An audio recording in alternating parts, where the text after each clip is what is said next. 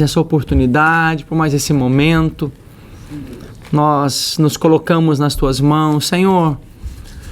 Nós queremos, como os teus discípulos, queremos dizer, Jesus, nos ensina, aumenta a nossa fé, nos ensina a viver igreja, nos ensina a ser igreja, nos ensina, Jesus, a vivermos o Evangelho de verdade. Senhor, no meio dessa geração hoje, o que nós precisamos é de homens e mulheres que vivem o Teu Evangelho, e nós queremos nos colocar nas Tuas mãos.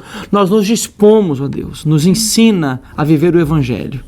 Nós queremos viver as Tuas verdades, experimentar o socorro do Senhor, experimentar a presença do Senhor, experimentar as intervenções do Senhor nas nossas vidas. Intervinha, Senhor, nas nossas vidas. É isso que nós queremos, Pai.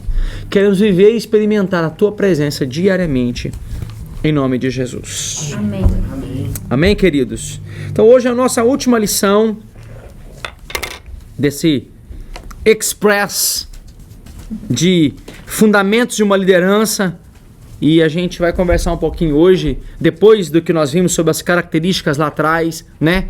Que as características que Paulo relata tanto para Timóteo quanto para Tito, que são traços de caráter, apenas uma delas está ligada à aptidão, que é apto para ensinar, está ligada à habilidade, a dons, né? Então a gente vai terminar agora, a gente viu a 16ª característica na quarta-feira passada, que é ser alguém de uma só palavra, seja o seu sim, sim, seja o seu não, não, uma conduta que se sustenta e honra o que fala. Então a gente vai agora entrar sobre o caráter de um obreiro, que é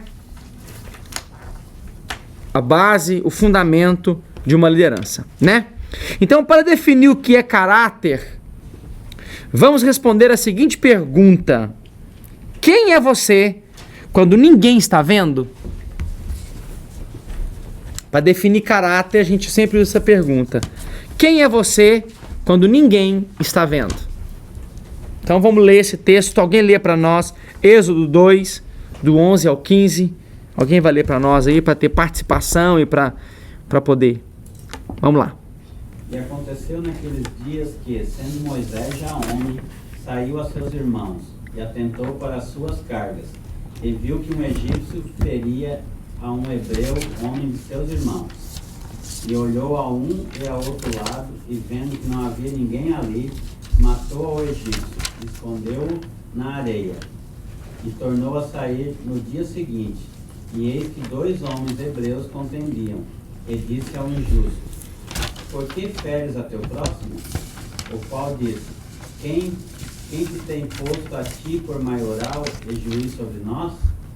Pensas matar-me como mataste o egípcio? Então temeu Moisés e disse: certamente esse negócio foi descoberto. Ouvindo, pois, Faraó este caso, procurou matar a Moisés. Mas Moisés fugiu de diante da face de Faraó, e habitou na terra de Midian, e assentou-se junto a um poço. Ok, então essa história é conhecida, e é interessante a gente observar 2 coisas aqui, né? A Bíblia diz que sendo Moisés já homem. O texto começa dizendo que ele já era homem, né? Adulto. E ele então faz justiça com as próprias mãos. Mas o que eu quero chamar a atenção nesse texto é que diz assim: e olhando ele de um lado e do outro, e vendo que não tinha ninguém para vê-lo. Então Moisés buscou uma oportunidade, né? Deixa eu olhar do lado de cá, não tem ninguém me vendo. Deixa eu olhar do lado de cá, não tem ninguém me vendo. Então eu posso fazer algo errado. Então a gente pega essa história para figurar o que é caráter. O caráter é aquilo que eu faço quando ninguém está vendo, né? E é fundamental que um líder, que um obreiro, que alguém que trabalhe na casa de Deus, que alguém desenvolva qualquer coisa no reino de Deus, o que vai respaldar a nossa atividade é o nosso caráter. Então vamos entender aqui. Precisamos aprender com Moisés. Um líder, e não um líder qualquer, que era Moisés, né? Mas alguém que chegou a profetizar a respeito da vinda de Jesus, dizendo: eis que o Senhor enviará diante de vós outros igual a mim. Olha o que Moisés falou, gente. Pensa. É alguém que chegou e falou: ó, o Senhor vai enviar outro diante de vocês, igual a mim. Caraca, hein? Já pensou? Parou para pensar nisso? Ok, vamos lá. Então, aqui vemos um homem que ainda estava com seu caráter em formação. Então, veja bem, Moisés foi um homem que lá na frente chegou a falar isso, né? Mas aqui nessa situação o caráter dele ainda estava em formação. Estava sendo formado, né? Que comete um homicídio e o fez porque não havia ninguém por perto ou observando. Então eu queria chamar sua atenção para isso, né? Caráter é aquilo que eu faço quando ninguém está vendo, né? Caráter é aquilo que eu faço quando Deus está me vendo. Então quem é que conhece o meu verdadeiro caráter? Só o Senhor, né? Eu me lembro que trazendo um pouco para dentro do assunto, mas e fugindo um pouco, às vezes a pessoa olha pra gente, né, e fala assim, não, mas fulano é adorador. Não, eu conheço fulano, fulano é adorador. Como é que a gente sabe que alguém é ou não é adorador? Não dá pra saber. Quem é que sabe que eu sou adorador? É só o adorado. É só a quem eu estou adorando é que pode saber se eu realmente sou ou não sou adorador. E às vezes as pessoas olham pra gente e pensam assim, fulano canta. Não, fulano é adorador. Tiago é adorador. Vou pegar o Tiago agora como, né? O Tiago é um adorador. Por quê? Você já viu como é que ele canta? E às vezes nós pegamos a habilidade do Tiago de cantar e de tocar e rotulamos ele e classificamos ele como adorador. Mas na verdade só tem uma pessoa que sabe se o Tiago é ou não é adorador. Só Jesus pode saber. Então, caráter. Quem é que sabe o meu verdadeiro caráter?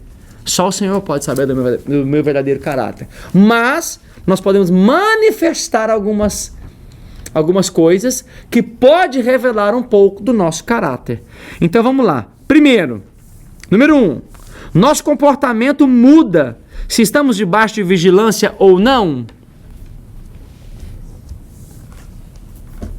Vamos descobrir se a gente tem um bom caráter? Então vamos lá. Meu comportamento muda se eu estou debaixo de vigilância ou não. Isso serve muito para os filhos, né?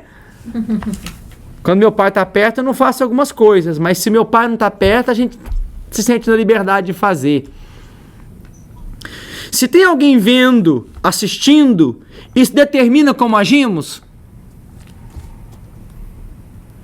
Caráter não é o meu comportamento quando tem outras pessoas me assistindo. E sim, exatamente o contrário. Não é correto determinarmos nossas ações somente quando tem alguém vendo. Mateus 6:1, lê pra gente alguém que está com a folha ali, pode ler. Faz pra ler? Isso. Tenham o cuidado de não praticar suas obras de justiça diante dos outros para serem vistos por ele. Se fizerem isso, vocês não terão nenhuma recompensa do Pai Celestial. Então Jesus reprova aqui o comportamento das pessoas que faziam algo só para ser visto pelos outros. Tipo assim, deixa eu dar uma de santão aqui agora, vamos orar aqui, porque tem alguém vendo, né? Jesus reprova isso, né? Então, se o meu comportamento é determinado somente quando tem alguém vendo, não é a Deus que estou tentando honrar, mas sim estou tentando manter uma boa reputação.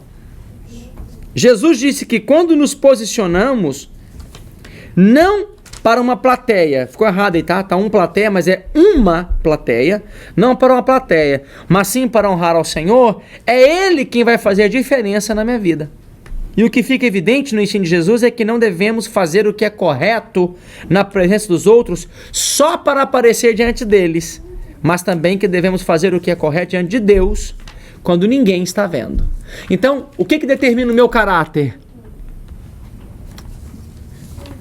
Quando eu faço o que é correto diante de Deus e diante das pessoas. Então não adianta só fazer o que é correto diante das pessoas, eu tenho que fazer principalmente diante de Deus. Mas não quer dizer que diante das pessoas, tipo assim, eu não tenho que fazer nada para aparecer para vocês. Não, eu tenho que fazer o que é correto diante das pessoas também. Mas não devo fazer só diante das pessoas. Ok? Até aqui? Colossenses 3, 22 e 24. Vamos lá. Escravos, obedeçam em tudo a seus senhores terrenos, não somente para agradar os homens quando eles estão observando, mas com sinceridade de coração, pelo fato de vocês temerem ao Senhor. Tudo o que fizerem, façam de todo o coração, como para o Senhor, e não para os homens, sabendo que receberão do Senhor a recompensa da herança. É a Cristo, o Senhor, que vocês estão servindo. Paulo está falando de pessoas que a produtividade aumenta quando o patrão está por perto. Isso aqui, irmãos, eu vivi isso demais na minha vida. Eu tenho vergonha para poder dizer, mas eu vou falar de mim, né? Eu trabalhava numa sala que tinha muito papelada. Trabalhava no escritório, cheio de papéis. E quando a gente percebia que o nosso patrão estava chegando, a gente corria, pegava aquele monte de papel, jogava na mesa e começava a mexer com os papéis. Porque tipo, a gente sabia que ele estava chegando. Então isso revelava um caráter deformado, né? Porque, tipo assim, a gente tem que provar que nós estamos produzindo. Na verdade, nós temos que produzir o tempo todo. E não só quando o patrão está perto. Paulo está falando a respeito disso daqui, né? Escravos, servos, obedeçam em tudo aos seus senhores, não somente para agradar os homens, quando eles estão observando. Né? Então, Paulo está falando a respeito de alguém que mesmo quando não está sendo visto, continua trabalhando, continua chegando no horário, continua fazendo o que é certo, não desperdiça as coisas dentro do escritório, né? Vamos trazer para o nosso contexto hoje. Ah, não tem ninguém aqui. Ah, então eu vou usar a copiadora o tanto que eu quiser. Não tem ninguém aqui. Vamos usar a copiadora o tanto que eu quiser. Afinal de contas, não sou eu que pago mesmo? Isso revela um caráter. Ah, eu vou desperdiçar, isso aqui não sou eu que pago mesmo. Então, esse tipo de atitude revela um caráter errado. E nós não podemos ter isso. Paulo está falando a respeito disso, né? Nosso padrão de vida deve ser voltado para Deus. Não tem um patrão me vendo, mas Deus está me vendo. Não tem alguém me observando, mas Deus está me vendo. A pastora não está aqui me vendo, o Rodrigo não está me vendo, mas Deus está me vendo. Então eu preciso viver de acordo com aquele que está me observando, que é o Senhor. Amém até aqui? Amém. Então vamos lá. Mas ele diz que esse servo deveria estar servindo ao Senhor e não ao patrão. Ou seja, o que devemos ser ou deixar de ser, o que devemos fazer ou deixar de fazer, não pode ser determinado se tem alguém ou não me assistindo. Então é aquela história, né? Meu pai tá junto comigo aqui, então eu tenho que ficar bonitinho. Meu pai tá junto comigo. Se ele não tivesse, a história era outra, né? Então, o meu namoro é ótimo. Quando meu pai e minha mãe tá perto, a gente é santinhos. Virou a curva, a gente... Não rola. Não rola. Hashtag fica a dica. Por quê? Porque Deus está vendo tudo. Deus está vendo tudo. Ok? Reputação é o que eu sou diante dos homens, na luz. Caráter é o que eu sou quando estou sozinho, no escuro, quando ninguém está me vendo. Então qual a diferença? Reputação é o que o Tiago vê de mim. É o que eu demonstro para ele, é o que o Neto vê de mim no dia a dia. É o que eu demonstro para ele. Daí a importância, deixa eu fazer uma pausa. Daí a importância. Irmãos, olha para mim. Você que tá em casa, olha pra mim, Kevin, olha pra mim, Kevin. Olha pra mim, Luiz, eu não tô vendo ninguém mais, só o Kevin tá com a câmera ligada. Harry, é a Harry, né? Eu tô sem óculos. Paulo e Steph, olha pra mim aqui, ó. Nós precisamos ter alguém na nossa vida que a gente demonstre as nossas fraquezas. Nós precisamos ter pessoas na nossa vida que a gente revele quem nós somos. Porque eu chego pro Tiago e eu transmito pro Tiago uma boa reputação. E tem que transmitir mesmo. Mas essa boa reputação minha tem algumas coisas aqui atrás que não são legais. E esse negócio a gente ficar o tempo todo... Eu sou perfeito, eu sou santo, eu sou bonito, eu sou puro. A gente sabe que existem coisas na nossa vida que nós temos que ter pessoas da qual a gente demonstra. Então, no escuro, eu revelo quem eu sou. De fato, de verdade. Então, nós precisamos ter pessoas na nossa vida das quais a gente rasga as nossas dificuldades. Ok? Então, reputação é o que eu mostro na luz. Caráter é o que eu sou quando eu estou sozinho, no escuro, quando ninguém está vendo. Alguém lê para mim Gênesis 39, vai lá. Ninguém desta casa está acima de mim. Ele nada me negou, a não ser a senhora, porque é a mulher dele. Como poderia eu, então, cometer algo tão perverso e pecar contra Deus? Assim, embora ela insistisse com José dia após dia, ele se recusava a deitar-se com ela e evitava ficar perto dela. Um dia ele entrou na casa para fazer suas tarefas e nenhum dos empregados ali se encontrava. Ok, essa passagem aqui fala de José. José do Egito. O cara era governador da casa de Potifar. Ele era o governante. Ele tinha o papel de administrador de tudo que Potifar tinha. Potifar não era pobre. Tinha muita coisa. E Potifar entregou na mão de José, cara, você vai tomar conta de tudo. Toma conta. Você é o administrador. A única coisa que você não pode tocar é no quê? Claro que eu me imagino que talvez já tenha falado isso, né? Eu não sei. Acho que talvez Potifar até conhecesse a mulher dele, né? Talvez ele falou, ó, você fica esperto, na minha mulher você não pode tocar. Porque eu já sabia que a mulher dele devia ser meio gostosinha, né? Imagino eu, né? Mas aqui, vamos atentar para os detalhes. Primeira coisa, José fala, tudo aqui está debaixo do meu governo. Potifar não me negou nada, a não ser a senhora. Sabendo que a senhora era terrível, né?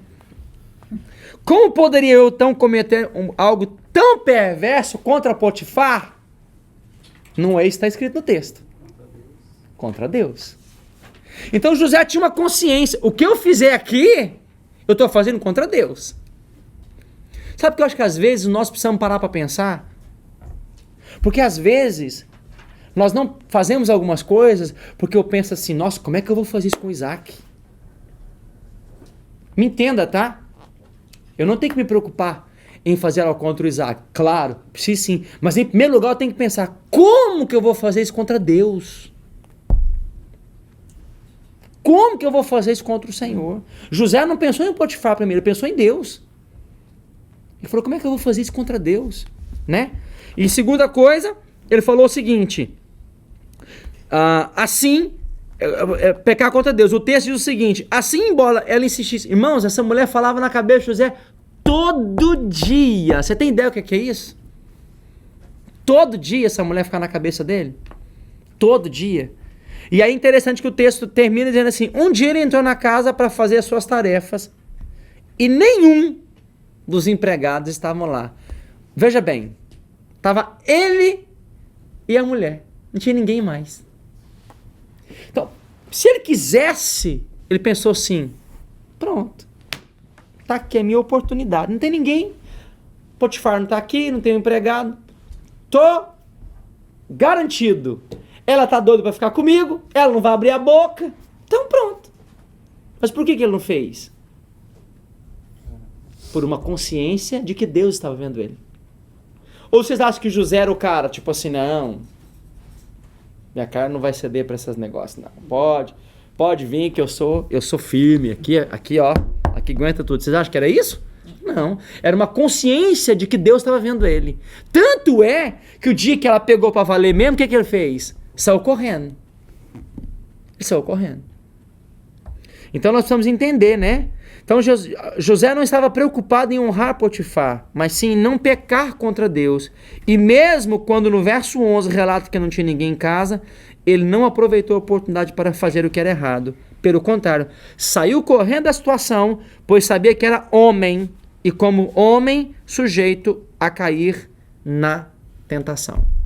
Então, o primeiro ponto que a gente viu aqui, caráter é o que eu faço quando ninguém está vendo, é o que eu sou no escuro. É o que eu sou quando ninguém está me observando. Né? Ponto 2. Mesmo aquilo que achamos que ninguém viu, será descoberto. Isso me arrebenta, isso me deixa louco. Porque a gente pensa que está fazendo as coisas escondidas, né? E uma hora vai ser descoberto. Eu vou tocar o terror em vocês hoje aqui, então. O que vocês estão fazendo escondido, uma hora vai ser descoberto. Misericórdia. E aí o que vai ser, e aí a hora que vai ser descoberto, eu me lembro quando a gente eu era mais novo que o Eliseu, talvez, da idade do Eliseu, um pouco mais novo, que a gente assistia o pastor Zé pregando, o pastor Zé Rodrigues, alguns aqui conhecem o pastor Zé Rodrigues, né? E o pastor Zé Rodrigues tocava o terror na gente, porque ele falava, gente, no dia do juízo final, Deus vai passar a sua vida inteira num telão. Tudo que você fez vai ser passado num telão e todo mundo vai ver. Eu pensava assim, meu Deus do céu, apaga esse negócio todo, porque pelo amor de Deus, se isso for passado no telão, eu tô no sal. Me ajuda. Então, eu tô aqui pra tocar o terror, viu, Kevin? Você tá rindo aí, mas é isso mesmo, viu? Vai passar tudo no telão. Quero ver. Né? Mas, ó, José... É brincadeira, não vai ter telão não, tá? Desculpa aí, é brincadeira. Eu só tô falando que eu acho isso engraçado, porque é muito igual. Eu tô fazendo o treinamento militar, então, tipo assim, tem gente que, tipo, não... É, tipo assim, eles deixam a gente fazendo. Você tem que fazer isso, isso e isso, pra você conseguir fazer isso, isso e aquilo no final. Ok. Então, tipo assim, quem não faz até o final, tipo assim, tá, ele não tava lá vigiando, vendo o que ele tava fazendo, mas no final, quando é pra fazer isso e aquilo, não consegue. Sim. Então, tipo assim, é uma consequência, tipo assim, de você não estar fazendo o que foi preciso e isso aparece no final como consequência. Isso vai afetar o resultado lá no final. Se você não fez, vai afetar o resultado. Então eles sabem, não precisa ficar observando, né? Exatamente. Legal isso daí, porque assim, aquilo que nós não estamos fazendo ou estamos fazendo agora vai afetar o nosso resultado final com Deus. Vai afetar. Vai afetar. Então a gente precisa, irmãos, nós precisamos vigiar. Nossa carne não presta. A sua eu não sei, a minha não presta. Eu preciso vigiar. Muito. Né? E a segunda coisa que a gente aprende nessa história de Moisés. Aquilo que ele fez... Agora também eu tenho uma palavra sobre isso daqui. Eu prego uma palavra sobre isso, né? Mas eu falo assim, o cabeção foi enterrar o corpo na areia. Quem que enterra um corpo na areia, gente? No deserto. O vento, cada hora leva areia para um canto. Eu fico imaginando a mão do egípcio saindo para fora da areia, já assim, ó. Do lado de fora já, né? Imaginando. O cabeção foi enterrar na areia. Mas isso fala que por mais que a gente tente esconder os erros que nós fazemos, chega uma hora, eles vão vir à tona. Por isso que é tão importante na nossa caminhada cristã, nós aprendemos a confessar os nossos pecados. A Bíblia fala que nós temos que confessar os nossos pecados para o Senhor. Filhinho, vos escrevo para que não pequeis. Mas, se pecarem, nós temos um advogado, Jesus Cristo, justo. Se confessarmos nossos pecados, Ele é fiel e justo para nos perdoar os pecados e nos purificar de toda injustiça. Mas Paulo também escreve em Tiago dizendo, confessai os vossos pecados uns aos outros para seres curados. Então nós precisamos aprender, irmãos, claro, com pessoas confiáveis, com pessoas responsáveis, porque eu não vou confessar um negócio aqui agora para amanhã estar no microfone. Claro que não, mas nós precisamos entender, porque um pecado não confessado, uma fraqueza não confessada é um pecado não confessado. Mas uma fraqueza confessada é um pecado que não será confessado. Vocês entenderam a diferença aí? Então nós precisamos entender. Mas Moisés escondeu o cara na areia, achando que ninguém tinha visto. Mas viram. Então nós temos que entender o seguinte, mesmo aquilo que nós achamos que ninguém viu, será descoberto, revelado. É necessário que tenhamos o entendimento que há um Deus que tudo vê. Mesmo quando ninguém está vendo meu erro, Deus está vendo. Hebreus capítulo 4, versículo 13. Esse texto aqui também é outro que toca o terror na gente, né? Nada em toda a criação está oculto aos olhos de Deus. Tudo está descoberto e exposto diante dos olhos daquele a quem havemos de prestar contas. Se o texto terminar só até aqui os olhos diante de Deus, estava bom, né? Ah, tá bom, Deus está vendo e me perdoa. Não, nós vamos prestar conta. Nós prestaremos conta diante de Deus. Amém, gente? Então, esse texto nos mostra uma prestação de contas. Fala de algo que será cobrado de nós, mesmo quando nossa atitude não prejudica os outros, mesmo quando não prejudica. Ah, o que tem? Vou dar um exemplo aqui agora, tá? Um exemplo. O cara que assiste pornografia, geralmente o que ele pensa? Não estou prejudicando ninguém. Não estou prejudicando ninguém. Não estou fazendo isso com ninguém, não estou prejudicando ninguém. Geralmente o cara pensa assim. Mas eu quero te dizer que mesmo eu não prejudicando ninguém, vou prestar conta diante de Deus. Porque eu não estou prejudicando uma pessoa, mas eu estou prejudicando o meu relacionamento com Deus. Eu estou pecando contra Deus. Eu estou errando diante de Deus. Vocês estão entendendo? Sim. Então, a gente precisa ter essa consciência, né? O cristão deve viver não pautado em tem alguém olhando? Moisés enterra o egípcio na tentativa de que ninguém descobrisse. Porém, foi descoberto. Jó 34, 21. Pois Deus vê o caminho dos homens. Ele enxerga cada um dos seus passos. Provérbios 5, 21. O Senhor vê o caminho do homem e examina todos os seus passos. Veja que o texto é praticamente a mesma coisa, hein? Provérbios 15, 3. Os olhos do Senhor estão em toda parte, observando atentamente os maus e os bons. Então, caráter é o que eu sou diante de Deus. Diante de um Deus que vê tudo, que sabe de tudo, que enxerga tudo e que vai prestar conta de tudo comigo, né? Deus não está observando só erro. Isso é importante também, tá? Deus não está enxergando só erro, porque fica parecendo que Deus só está tipo assim, deixa eu procurar os errantes da vida aqui, né? Não. Deus está enxergando o que nós estamos fazendo certo também, né? Inclusive os acertos. E todos seremos recompensados por nossas ações. Quem lembra daquele texto quando Jesus ensina, tipo, e vocês quando forem orar, como que Jesus nos ensina? Orar. Não, Pai Nosso. Vai para o seu quarto, fecha a tua porta, ora em secreto, e o teu Pai que te vê em secreto vai fazer o quê? Te recompensará. Então Jesus está falando o seguinte, gente, o que você faz errado no secreto vai ser recompensado, mas o que você faz certo no secreto também será recompensado. Da esmola. Não saiba a sua esquerda o que a sua direita fez. E ele fala, não sejam como os fariseus que chegam diante de todo mundo, né? Vamos fazer aqui agora uma doação. Vem cá, agora a gente faz agora o fariseu, agora é mais no telefone, né? A gente pega o cheque para entregar para a pessoa, ou a cesta, né? E aí entrega para a pessoa e faz um selfie, assim. O que é isso? Eu estou contando para todo mundo o que eu estou fazendo. E Jesus falou que os fariseus faziam assim. E eles já recebiam o galardão. Qual era o galardão? Os aplausos dos homens. O povo aplaudia. Nossa, olha como você... E estava errado o reconhecimento das pessoas? Não, estava certo. Eles eram bons, eles faziam coisas. Mas Jesus falou o seguinte, o que eles queriam já receberam. Mas quando você faz em secreto, o teu pai que te vê em secreto te recompensará. Então Jesus nos ensina que aquilo que nós fazemos no secreto é que vale. O que está contando é o que a gente faz em secreto. Então o que é um ministério? Ministério não é o que eu faço no púlpito. E aí que está agora, eu quero terminar com isso. O que é ministério? Ministério é o que eu sou no secreto. Porque se eu tenho um ministério baseado só em púlpito, se o meu tocar, se o meu cantar, se o meu falar, o meu pregar é só o que eu faço no púlpito, meu ministério só se resume naquilo ali. Acabou. Mas o que é ministério? É o que eu sou no secreto. E quando eu chego no púlpito, eu só transbordo o que eu sou no secreto. Vocês perceberam a diferença? Então, a vida com Deus é no secreto.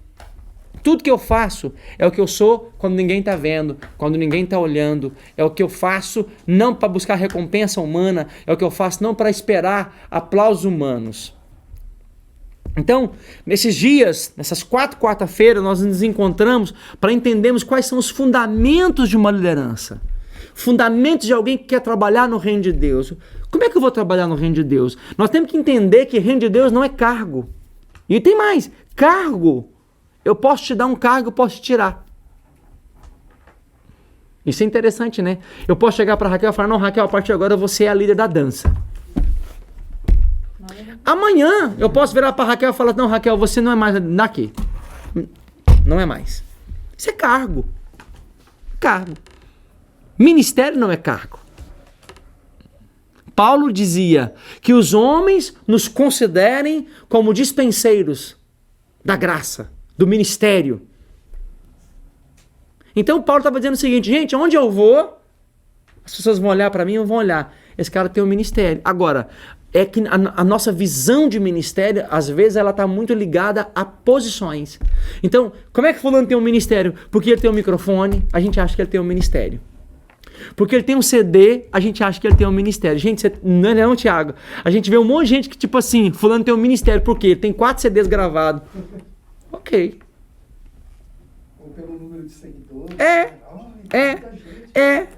A gente acha que as pessoas têm um ministério por causa do CD, por causa do...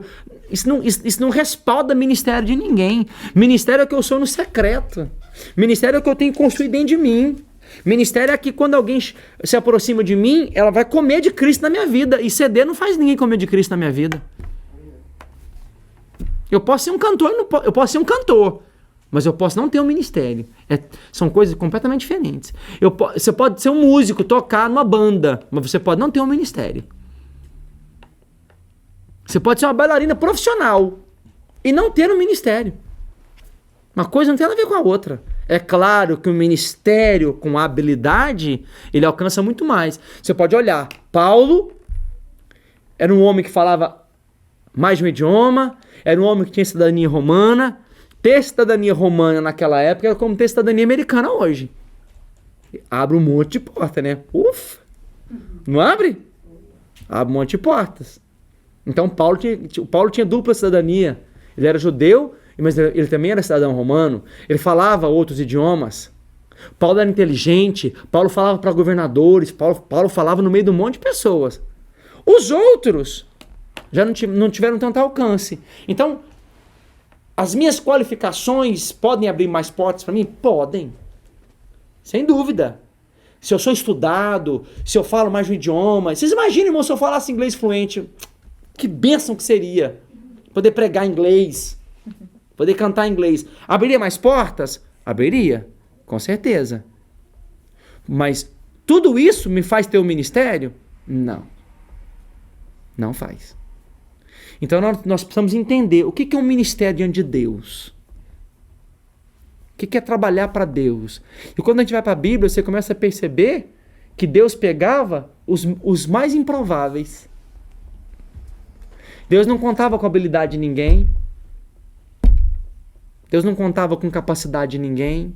Aliás, Deus pegava muitos habilidosos, né? Vamos pegar o exemplo de Davi. Davi pega...